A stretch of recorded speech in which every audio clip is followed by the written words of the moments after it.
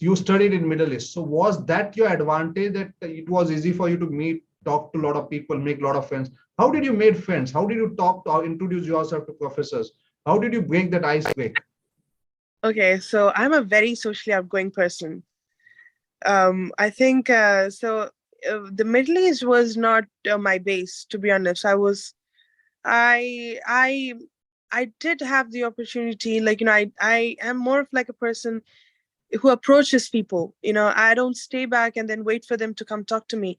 Like, it's one of the qualities that I think you need to build within yourself. You know, you need to head yourself in front of things. I mean, I don't think you will get ahead in life without this kind of character. So, like I said earlier, nothing is going to be served to you. You have to go looking for it. So if that's what you want in your life and you want to compete yourself, like with yourself, I think then you have to take the step. You have to go forward. So me, I am someone who makes friends, like, not easily, but then I do make quality friends on a quality time period of time. So for me, I don't really wait for anyone.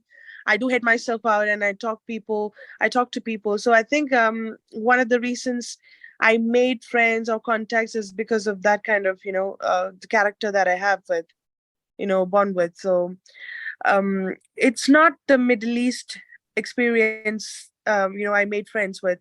Even in Middle East, like, I had friends or from different countries, but it was not like in Europe. You're limited in Middle East, when it comes to mingling and everything, because I did finish my school levels there and my bachelor's there. So it was more like, it was more definitely when I moved to Europe.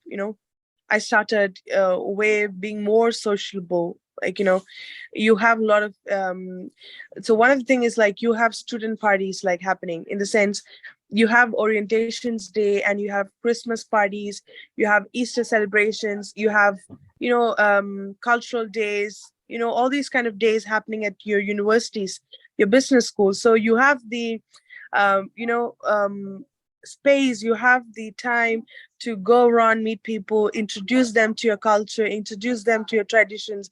You're literally given the space, the freedom, the opportunity. So I think that was one of the things that, you start mingling with people, you start talking with people, and it's not based on where you come from. It's based on how you see your life. It's based on what you are as a person. You need to develop it. So talking to people, communicating with them, and keeping that relations is important in life. So it's all part of the study programs. Wow. So you have that right attitude that is required in life. Okay. So what are some of the most valuable experiences you had while studying abroad, and how did they impact your personal and professional development? So I think experiences was mostly, I learned a lot about the cultures, the traditions that set apart different countries. And um, it's very important when you do business or when you study to know about who your fellow mates are, your colleagues are. If you learn to accept them with all their cultures and traditions, it's easier to work with them. In your workplace, in your classroom, or outside, anywhere, like a social gathering, it is important. I think that was one of the most experience that I learned. Like, when you start talking to people, when you start communicating, when you start keeping that relations, you understand that, all you have to do is understand each other, whoever is around you. I mean, we're all dependent in this life. Like, we're all dependent. I'm dependent on you on certain reasons. You're dependent on me on certain reasons. I mean, it may not look like, we are, but we are dependent. So for me, the experience was way more with the international relations that I have, with people, with my colleagues, with, my classmates. So studying abroad is going to make you more independent, not by the way you live, but the way you think. Right. Okay, it's all about your mindset. It's going to literally expand your mindset. because studying abroad is not going to give you opportunities in life. It's going to make you think in a way more broad way, Right. because you're exposed. You are just put on the on a spotlight. You are there, and then you're exposed, and it's all on you. Your family is not going to push you. Your friends is not going to push you. So I think the difference that I found myself was that, as I said, I was living with my parents, but when I moved, I made the decisions on my own. So it was like, it makes you think. You're coming out of a shell. That's one of the most difference that I found, like, myself. You come out of your shell. You Right. start to think freely, you start to think effectively, you start to think way more positively, because it's your life. You have the control. True. Yes. Very, very true. Two things that you said, we all are dependent, which is very true. And that's why basically maintaining relationship is very, very important in life. And Yes. second, what you said is about basically, when you study abroad, you become a lot more independent, which is true, so true. When you are basically living in your home country with your family background, with your net friends and family, you are always protected by them. So you don't think much, you don't take that risk, which you are able to do once you go abroad and study. Definitely. Right.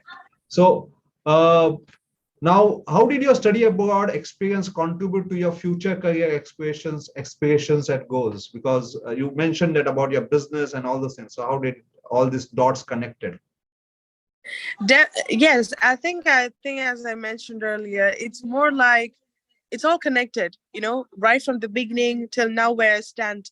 I don't think it happened overnight. It happened gradually, the connections, or the failures, the struggles, everything was connected to where I stand right now.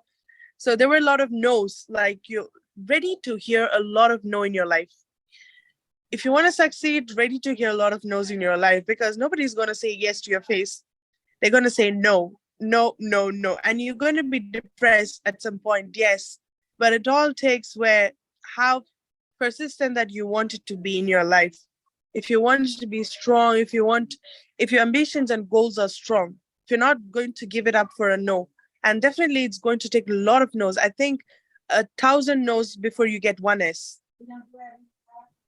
Okay. So I think for me, my career and my goals to the point where I am right now, I think it not my study background helped me. I think it's more of the experiences and the attitude that I have right now shaped me from reaching to my ambitions and goals. And I'm not sure I'm ready to say that I'm 100% satisfied. I want to level up. I want to level up every day. Wow.